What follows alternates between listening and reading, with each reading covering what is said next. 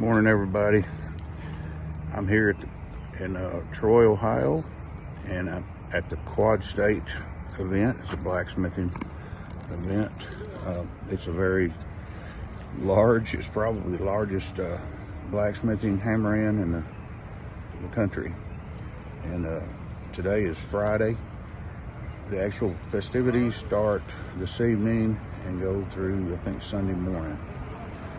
I'll be demonstrating Saturday morning, all day Saturday. But what we're out throughout the day today, I'll try to do a little bit of videoing, but I want to show you the size and the extent of this event. It's really large. If you have anything to do with blacksmithing, need any equipment, this is a place to go. It's annual, and it's a wonderful event. I've met a lot of good people. Of course, a lot of them I already know.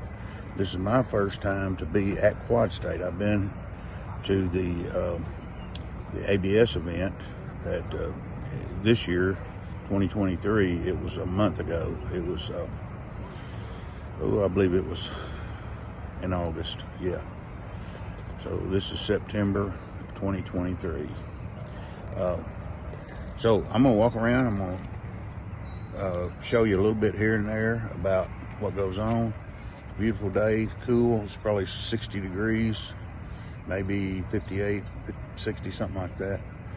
But I'm gonna be showing you some of the equipment that's available, the tailgate cells, as well as some of the workstations, and we might even interview a few people. It's going to be great, so just be patient and hang on, and I'll be right back with you. All right, I've been walking up and down the street, and I want to show you who I've run into. Now, of all people. Of all people. Hi, Richard Sullivan, gunsmith shop at Colonial Williamsburg. Come in there on your badge. All right. And Sully, as he's called, is going to be working on a rifle. Long rifle, yeah. Yeah, and he's going to be hand making some screws and some thimbles, and he'd be talking about all aspects of gun making as it would back in the day. So, right. So tell us a little bit about it. Well, one of the harder things to inlet into a gun stock is a tapered and flared gun barrel. Gun barrels in the 18th century are heaviest at the breech and taper toward the muzzle, and then gently flare again at the muzzle. That's a ramp for your front sight. So where the hindsight and the foresight go are the same thickness, but it's a hard barrel to put in. And is this what commonly termed as a swamp barrel? Well, it's not commonly called that till the 20th century. I see. It was called square, tapered, and flared then, but I never read that before till Foxfire 5 talked about a swamp barrel. Hacker Martin called it a swamp barrel because they don't know what to call it. Yeah, I'm very familiar with that book. It's one of my favorite old books. Right. Yeah, volume 5 talks about flintlock rifles and how to cut spiral grooves in a barrel. And I have the barrel here that I welded, finished barrel that I welded here 4 or 5 years ago. Okay, now since I'm going to be doing a demo at the same time you are, is there any hope or chance, or do you know of anyone that's going to be filming that and showing it, and where would that be if possible? Well, there's a very good friend of ours that is going to be here this weekend. I don't know if he's going to film it, but he usually takes lots of pictures. Well, so Sully and him working on that gun may be on social media eventually, so we hope so. Well, thanks, Sully. I appreciate it. My pleasure. My pleasure. Well, I'm going to walk around a little bit more, and we'll see what we can see. Sully, he's talking about a barrel, handmade barrel. Yeah, we were talking about tapered and flared gun barrels. The gun barrel is always heaviest at the breech. Tapers to about 12 inches forward of the breech where the hindsight goes.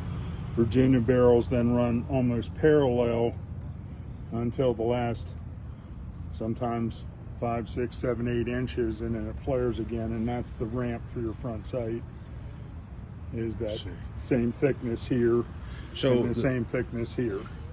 So the sights are set in parallel to the bore. and the thinnest part of the barrel is between the sights to save weight. I see.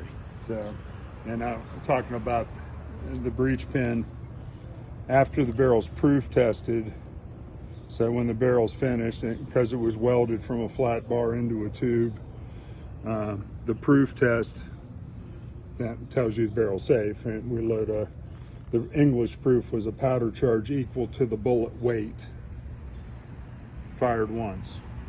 Bullet or ball? It's a ball. Yeah, the word bullet means small ball. I see. In French. And Okay. you ordered a rifle by how many balls you get from 1 pound of lead.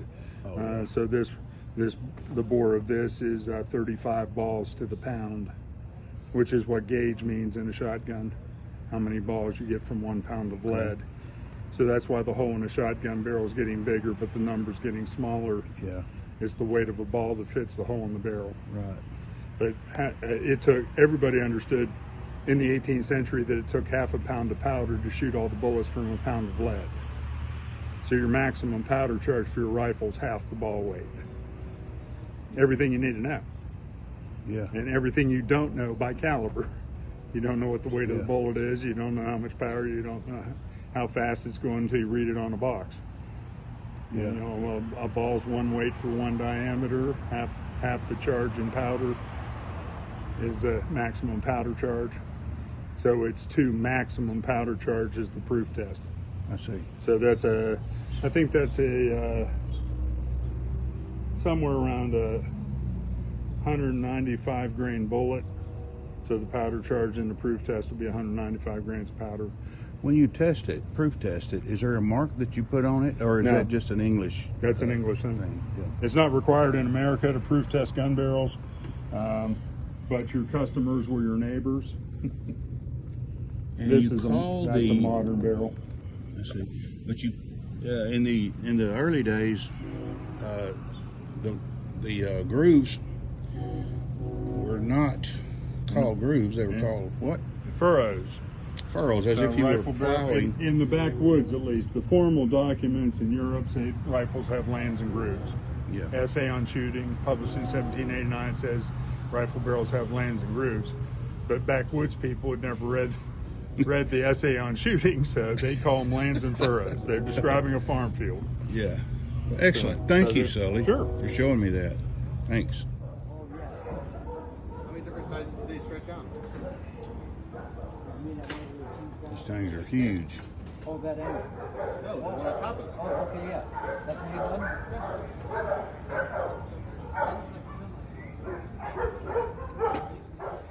one. Look at what a frog gig. That thing's put together in pieces with a wedge.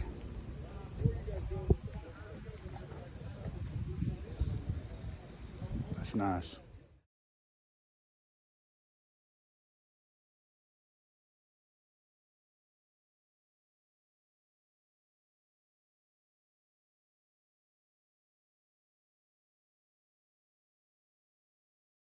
Just give that a wrap. Put that there, that one there, put them together, get the palms. Pop, give that a whack. Pop, give that a whack.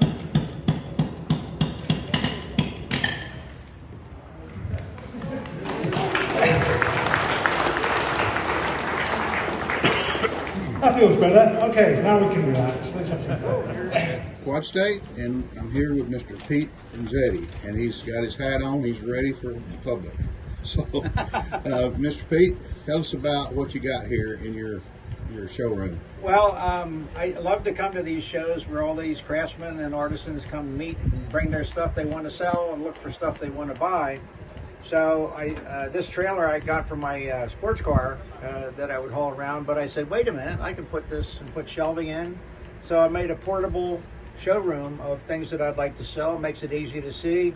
Weather comes in, close the doors, and I'm safe and secure. So But, you're known for particular things. Of course, you have lots of these miniature anvils and paperweights and things.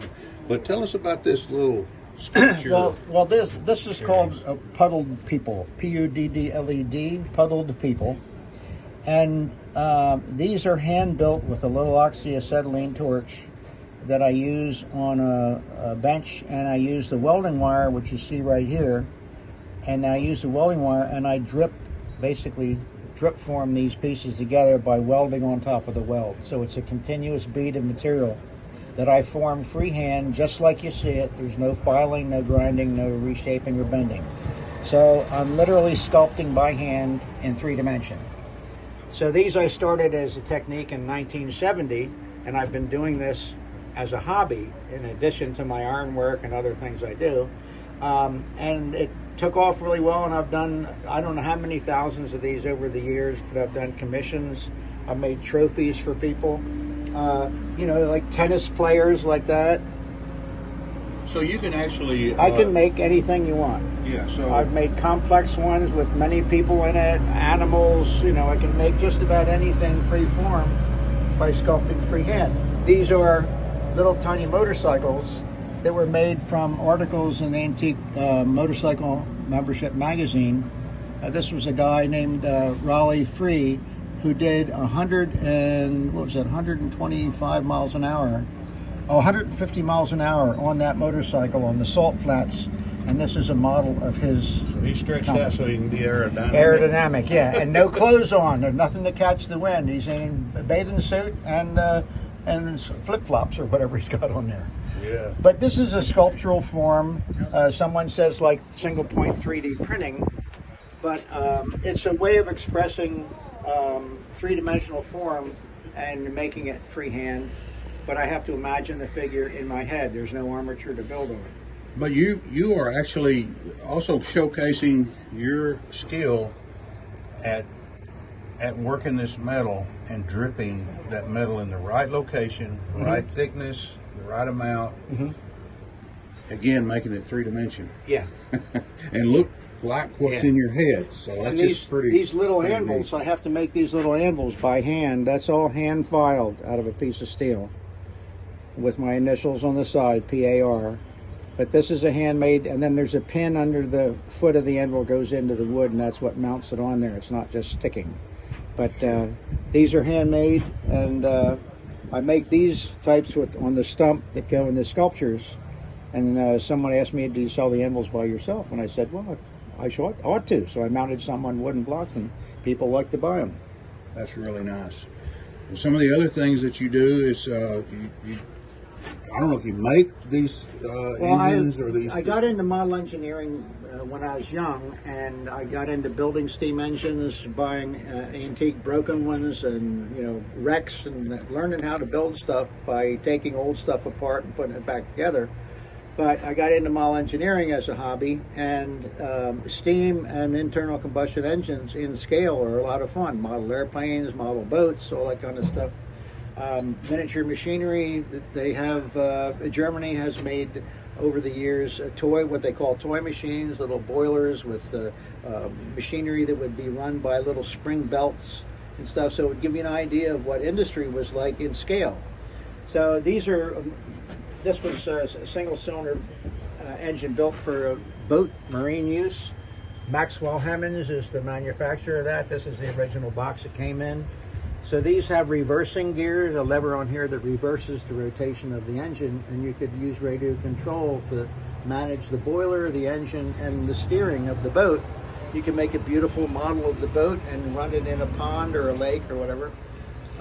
So it's been a hobby since late 1800s, turn of the century, and a lot of it came over from England. England was one of the producers of model steam engine. So would any of these, this type thing be in the old, when I was a kid, Popular Mechanics magazines? Oh yeah, Popular Mechanics, Popular Science. There was a magazine called Model Engineering from England that started in the late 1800s, 1890s. Model engineering has been going on for many, many years. They had weekly publications. They had pictures of all the machines the guys would build, the engines they would build, the boats, cars, scaled down equipment. A lot of people built farm equipment in scale that would actually work. So it's the patent models was another extension of that happened many years before, where an inventor would build a scale model of the machine he was trying to patent so that they could actually see it run. And then they also had builders models a manufacturer would have a scale model of their machinery that the dealer could take around to the company they wanted to sell to and say, this is what it looks like and this is what it does. So they didn't have to haul a great big machine, but the little one did the same thing. Now, patent models are extremely valuable. There's a museum in Wilmington called the Hagley Museum, which is part of the DuPont powder mills. They have one of the largest collections of patent models in the country. And you can see how the inventive energy of people came in to try to get a better piece of equipment to help them do stuff. What an education tool too for young people. Yeah. So what a great thing. I heard this. Did you worked with one of the well-known blacksmiths in the last century? Is that Samuel correct? Yellen? Samuel Yellen. Yes. Yes. Funny, interesting story about that. My father taught in Philadelphia at what was then called the Philadelphia Museum School of Industrial Art from 1930 to 1967. Samuel Yellen was instrumental in trying to put together a blacksmith shop in that college in the late 30s before he passed away, but it never materialized. So my father knew Samuel Yellen. Then later on, when he died in 1940, Harvey Yellen, his son, and his wife continued the business in Philadelphia. Then when Harvey passed away, their daughter Claire Yellen, came to Philadelphia and worked with her mother to continue the business until 1992, when I heard they were going to close the shop. And I had done workshops there with Francis Whitaker and other well-known people. So I offered my shop in Westchester to continue the Yellen work, and so they could get out of the West Philadelphia location, which was a terrible area. It really had declined. So from 1992 until 2007, all the Yellen work was done in my shop in Westchester. And my shop was called the Arden Forge at that time. But the last 14 years of the Yellen business, under my assistance, was running my shop. And then she moved to Bryn Mawr and worked a couple years there. And I think that the company was sold to, or the business was sold to, I think the place called the Iron Shop. So Claire is no longer running the Yellen business. So it has dissolved. But it was a pleasure working, and the challenges of working in the Yellen style was just wonderful. I can imagine. I've seen some of his work. Yeah. Yes. Well, it's been a pleasure, and I thank you. My pleasure. Thank you for coming. Hope to see you again. You betcha. We'll be here. Yeah, and of course it didn't happen overnight. It never does. No, well, I mean, it took me like a while to be able to come up with a process. Right. So knowing just what I was talking about, the 3/8 going in for the blade and out for the handle, you would not believe what I had to go through, what I put myself through, and it wasn't good results. We're here at the Broadbeck station, and I've got Ben with me, and he's going to be explaining a little bit about the waterfall attachment. Now let me start again, and we're going to be on. This is Ben, and he's again with the Broadbeck, and he's going to explain this waterfall attachment. You got it. So we got two different radiuses on this waterfall platen. We have a 1/4 inch radius on this side, and then a 1/8 inch radius on this side here. So, and you just undo these bolts, and you can flip this plate around here and put that one on the other side. When you tension this, so back up a little bit here. I got this in at a pretty nice angle here too. In fact, I could probably even tilt it just a little bit more here, because you want the belt coming off of this and going to that to where there's no slack. So that way when you are grinding up into it, you're getting really nice flat grinds into it. So I'm gonna tighten it back down like that. And it's not like I can't play the guitar with it or anything like that. Yeah. But it's not super tight either. So it's pretty loose here. So and I try to make sure I start this tracking wheel with this one straight this here, and then having the tracking straight this way as well too. So Okay, so you're just eyeballing that to keep it on. yeah, So yeah. it'll be, So that's your kind of like your baseline for getting Exactly, started. And you start at a low RPM. I start at 0. I'll start Okay, at I got 0, you. especially with something like this, because it gets real frustrating if the belt is wanting to fly off you all the time. So I Okay. try to start as low as possible here, and then keep it slow. And then right now I've got it set up pretty well to where it's right there. Now, when you put a blade on this, if you press too hard, it should be moving around. Like that's proper tensioning really with it. see. So if you're, so it's just very light pressure. So the assumption is that as a blade grinder, you're going to use a flat platen, a vertical flat platen, as you standardly, as we would in a standard way, and then you're going to clean up the plunges. Yes. Using the waterfall. Yeah, cleaning up those the ricasso, and you can. A lot of folks will save a lot of material for that when they forge in their blades, so that way when they get up to it, they got some meat to just make everything real nice and crisp. So, Yeah. which makes a big difference. Sure does. So. Sure does. Okay, well, good. So that's a really low.